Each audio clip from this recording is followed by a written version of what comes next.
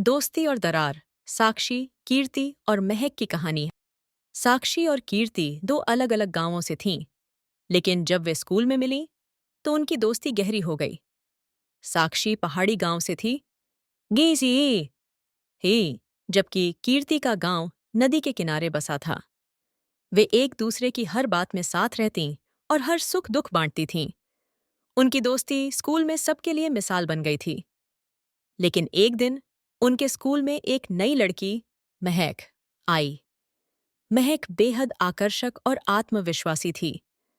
उसकी उपस्थिति से कई बच्चे उसकी ओर खिंचने लगे। साक्षी और कीर्ति भी उसकी दोस्ती में रुचि लेने लगीं। पहले पहल तीनों साथ में अच्छा समय बिताने लगे, लेकिन धीरे धीरे महक ने कीर्ति से ज्यादा साक्षी पर ध्यान देना शुरू कर दिया। साक्षी और महक के बीच गहरी दोस्ती हो गई और कीर्ति को ऐसा महसूस होने लगा कि वह इस दोस्ती में पीछे छूट रही है। कीर्ति ने कई बार साक्षी से इस बारे में बात करने की कोशिश की, लेकिन साक्षी ने इसे हल्के में लिया। कीर्ति के मन में महक को लेकर असुरक्षा और नाराजगी बढ़ने लगी। एक दिन कीर्ति ने साक्षी से कहा, तुम्हें अब मेरी जरूरत नहीं है, क्योंकि तुम्हारे पास महक है। साक्षी ने जवाब दिया, ऐसा मत कहो कीर्ति, तुम मेरी सबसे अच्छी दोस्त हो, लेकिन महक भी मेरी दोस्त है।